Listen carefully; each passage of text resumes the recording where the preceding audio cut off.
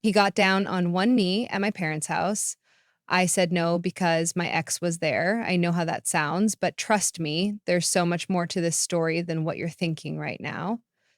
This whole mess started way back in middle school when three kids became best friends and ended 15 years later with me standing in my parents' living room, breaking someone's heart while staring at someone else. I'm Gemzy. I'm 26, and this is how I destroyed a decade-long friendship in under 5 minutes. It all began in seventh grade when I met Noah and Jake. Noah was the quiet, smart kid who always carried extra pencils and would help anyone with homework. He had these soft brown eyes that would light up whenever I walked into a room, even back then. Jake was his complete opposite: athletic, loud, always surrounded by people. He was the kind of guy who never had to try at anything. The three of us became inseparable. But even from the beginning, there was this unspoken thing between us. Noah clearly had a crush on me, which I used to my advantage. Whenever I needed someone to help me study or listen to me complain about other boys. And Jake, well, Jake was who I actually wanted. By high school, we had our routine down. Noah would drive us all to school in his reliable Honda his parents bought him for his 16th birthday. He'd wait by my locker every morning with a coffee, exactly how I liked it. Meanwhile, Jake would swagger in late, hair still wet from showering after morning practice, and give me that smile that made my stomach flip. Noah didn't know was that Jake and I had started hooking up sophomore year after a party when Noah went home early with a migraine. It became our little secret, the kind that made normal hangouts electric, with hidden glances and inside jokes. You know he's in love with you, right? Jake would say between kisses. In his basement, while Noah thought we were all studying upstairs, I'd roll my eyes and pull him back to me. He's just a friend. I'd always say between us girls, I knew exactly what I was doing. I'd let Noah believe he had a chance while secretly meeting up with Jake whenever we could. The worst part, Jake and I would sometimes laugh about how clueless Noah was, how he'd write these long birthday cards while Jake would forget my birthday entirely, and I'd still prefer Jake's company. Looking back, we were awful, but in the moment, it felt like this delicious secret that made me feel special. Throughout college, nothing really changed except the scenery. We all ended up at the same university. Noah following me there, of course. Jake got a baseball scholarship, and I chose the school because they had a good communications program. That's what I told everyone anyway. Really, I couldn't stand the thought of Jake being at college without me, surrounded by sorority girls who would definitely throw themselves at him. Noah and I shared most classes since we were both communications majors while Jake studied business because his dad told him to. Senior year of college was when things started shifting. Noah had glow up, upgraded his wardrobe, started hitting the gym with Jake, and even dated a few girls. Nothing serious, though. He'd always find his way back to our study sessions, looking at me with those same eyes from seventh grade. Meanwhile, Jake remained Jake, hooking up with random girls, barely passing classes, and still meeting me in secret. We never defined what we were, but by that point, we had 7 years of history between us. Not that it meant commitment to him. We should probably stop doing this before one of us gets hurt, Jake said once, after we hooked up in his apartment while Noah was at the library. I remember feeling a cold panic. You're right, I said, even though I didn't mean it. We had the same conversation every few months, and it always ended the same way with nothing changing. I couldn't let go of Jake, and honestly, I didn't want to let go of Noah's attention either. Between us, I was completely stringing Noah along while holding out hope that Jake would eventually choose me exclusively, is playing both sides, and I knew it. Graduation came faster than any of us expected. That's when the bomb dropped. Jake announced he'd taken a job in Seattle, clear across the country from our East Coast lives. Noah and I had both accepted positions at different companies in Philadelphia, not even telling Jake we'd be in the same city. I remember the sick feeling in my stomach when Jake told us. that sensation that something important was being taken from me.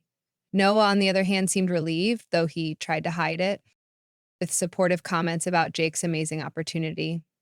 That summer after graduation was strange. Noah started texting me more, asking to hang out, just the two of us. Jake was distant, busy with moving preparations. I found myself spending more evenings with Noah, watching him become more confident, more assertive. He no longer seemed like the boy who would do anything for my approval. And strangely, that made me notice him more. But still, in the back of my mind, there was Jake, the one who was leaving, the one who never fully committed, the one I couldn't stop thinking about. A week before Jake's moving day, Noah invited me to dinner at my parents' house. "They haven't seen you in a while," he said casually. But something about his tone made my pulse quicken. I figured he was going to formally ask me out now that Jake was leaving. Part of me was ready to say yes. Noah was stable, caring, successful. Maybe it was time to grow up and choose the good guy. But then again, Jake hadn't left yet, and some delusional part of me thought maybe his pending departure would finally make him realize what he was losing. When I arrived at my parents' house that evening, I nearly tripped over my own feet when I saw Jake's truck in the driveway next to Noah's car. Why was he here? My mind raced through possibilities as I walked up to the door. My mom answered with a strange, excited expression. "Both your boys are here," she whispered, squeezing my arm. My mom had always had a soft spot for Noah, constantly telling me what a nice young man he was, if she only knew the truth about Jake and me.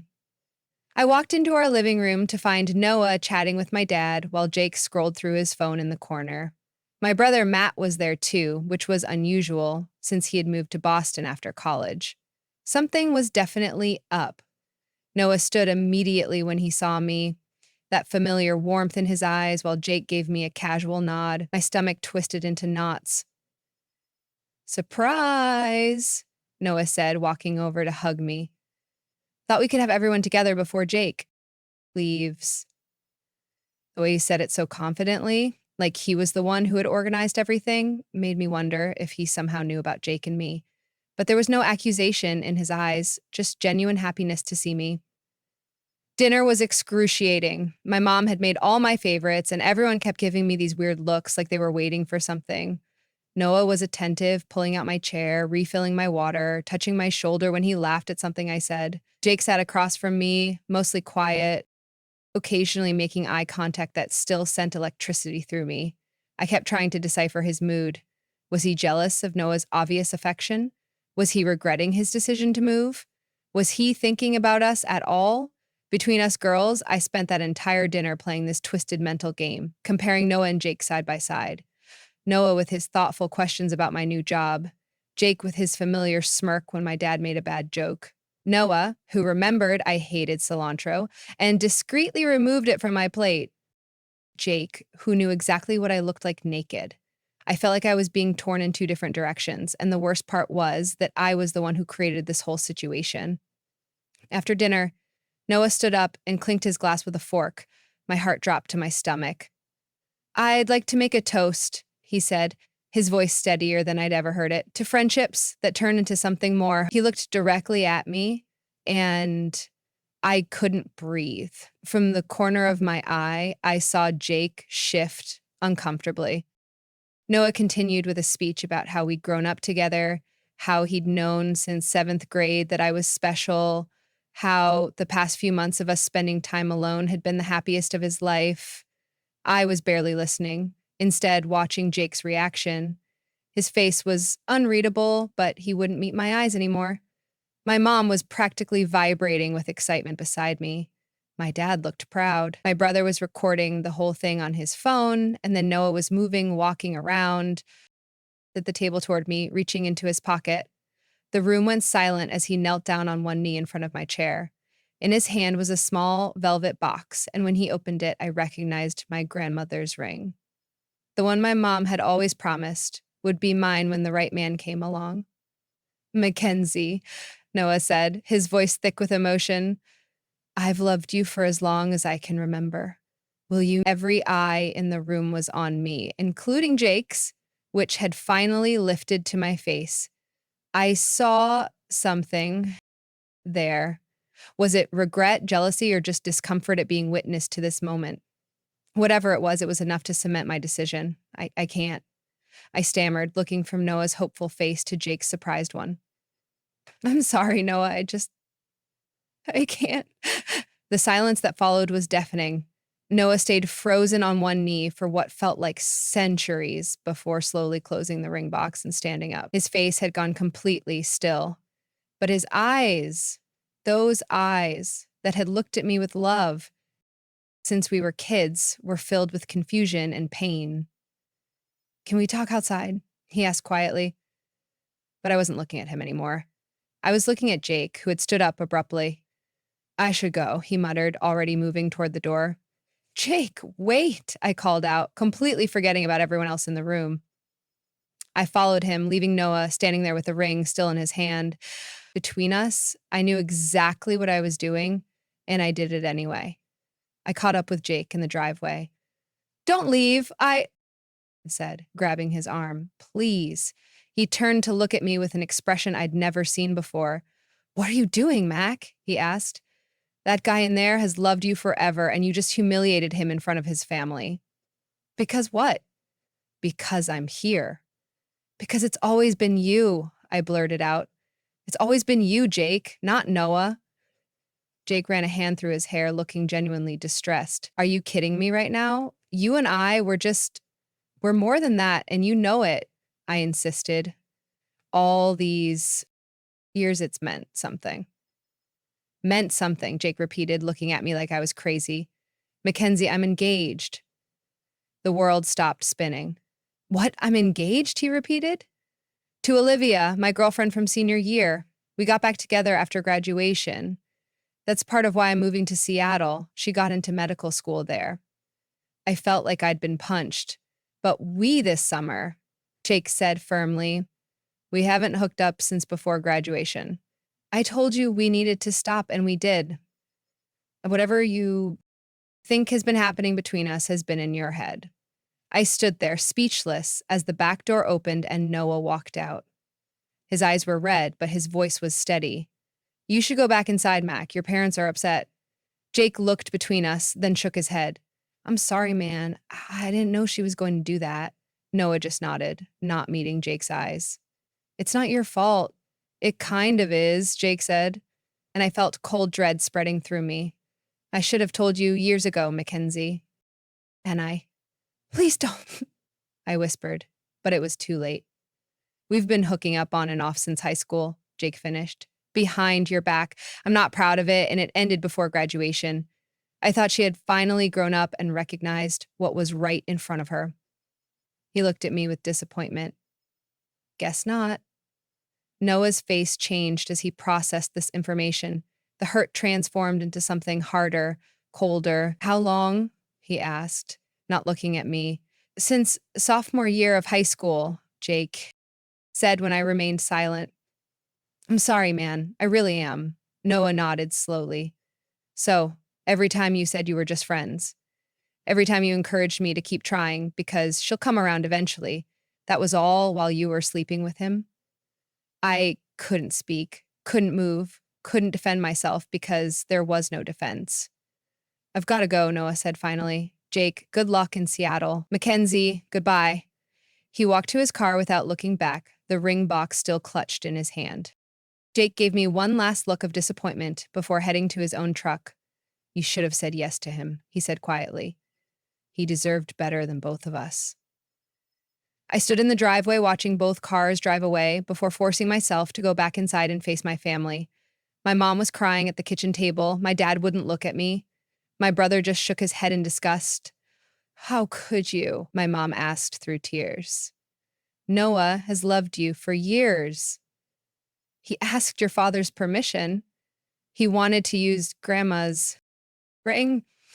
You don't understand, I started, but my dad cut me off. Then explain it to us, Mackenzie, because from where I'm sitting, you just broke the heart of the best young man we know for no apparent reason. It's complicated, I said weakly. It's Jake, isn't it? My brother Matt said suddenly. It's always been Jake with you. My silence was confirmation enough. Well, hope it was worth it, Matt continued, because Noah is the one who's going to end up happy in the long run.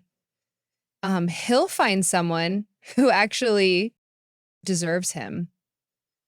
They all went to bed angry that night, leaving me alone in the living room where just hours before my entire future had been offered to me and I'd thrown it away for a fantasy.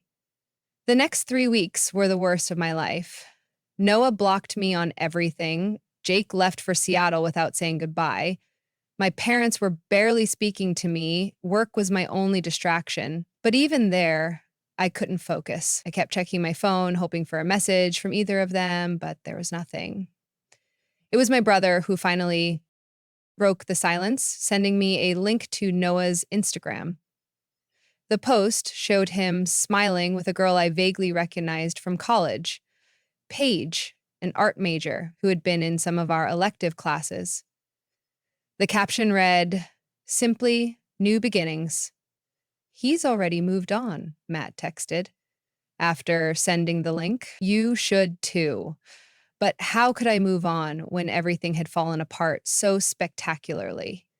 I had lost my best friend and the guy I thought I wanted all in one night. I disappointed my family and revealed myself to be exactly the kind of person I pretended I wasn't. Selfish, manipulative, willing to hurt others to get what I wanted. A month after the proposal disaster, I found myself alone on a Friday night scrolling through social media when a notification popped up. Jake had posted for the first time since moving. It was a picture of him and a beautiful brunette standing on some Seattle overlook, her hand on his chest, a ring clearly visible. The caption, "Can't wait to marry my best friend next spring." She said yes. I threw my phone across the room and finally let myself cry. Not just for losing Jake, but for losing Noah, for the years of deception, for the person I'd allowed myself to become. Between us girls, I knew I had no right to feel sorry for myself, but I did anyway. Over the next few months, I tried to convince myself that everything had worked out the way it was supposed to. Noah deserved someone who loved him completely. Jake deserved someone who wasn't hiding their relationship. And me, I told myself I deserved a fresh start. My mom started speaking to me again eventually, though she never missed an opportunity to mention how happy Noah looked in his new relationship. How Paige had come over for dinner, how she was such a genuine person. My dad was more forgiving, sitting me down one evening when I was visiting to tell me that everyone makes mistakes, but it's how we learn from them that matters. Um, have you learned anything from this, Mackenzie? He asked. I nodded, though what I'd learned wasn't what he probably hoped. I'd learned that I wasn't as irresistible as I thought. I'd learned that secrets don't stay secret forever. I learned that people can stop loving you even when they've loved you for most of their lives. What I hadn't learned was how to take responsibility. In my head, I was still constructing narratives where I wasn't entirely to blame. If Jake had just committed to me earlier, if Noah hadn't sprung a proposal on me in front of everyone, if my parents hadn't put so much pressure on me to choose the right guy. 6 months after the proposal, I ran into Noah at a coffee shop in Philly. He was alone, typing on his laptop, and didn't notice me until I was standing right in front of him. The look of surprise on his face quickly gave way to something neutral, polite. "McMenzie?" he said, nodding once. "How are you?" "I'm good," I lied. "How about you?" "I've seen your post with Paige. You look happy." A genuine smile crossed his face at her name. "I am really happy, actually. Turns out when you're with the right person, everything just works." The implication was clear. I had not been the right person. "Noah," I started, not even sure what I wanted to say, to apologize, to explain, to see if any part of him still cared. "It's okay," he interrupted. "I'm actually glad we ran into each other. I've wanted to thank you." "Thank me," I echoed. "For saying no," he said simply. "If you had said yes, I never would have met Paige. I never would have known what it feels like to be with someone who chooses me first every time without hesitation. Someone who's proud to be with me." His words stung, but I Couldn't argue with them. You deserve better than what I did, I admitted. I did, he agreed. But it all worked out. I hope you find what you're looking for, Mac. I really do. He gathered his things and left, not asking for my number, not suggesting we catch up again sometime, just a clean, final goodbye. Between us girls, I'd love to tell you that was my rock bottom, the moment I realized how badly I'd messed up and committed to becoming a better person.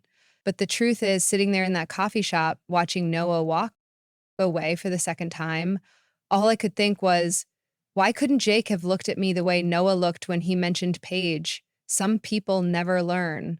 Some people keep making the same mistakes, keep blaming others, keep waiting for the perfect ending that never comes because they're looking in all the wrong places. As I write this, Noah and Paige are engaged. Jake and Olivia are married with a baby on the way. And me, I'm still single, still telling myself that someday I'll find someone who understands me, who loves me. Despite my flaws, who chooses me the way I couldn't choose Noah. But between us girls, I know the truth. I had my chance at happiness and threw it away for a fantasy. The worst part isn't losing them both. It's knowing that even now, after everything, I'm still not sure I would have done anything differently. And maybe that's the real tragedy of this whole story.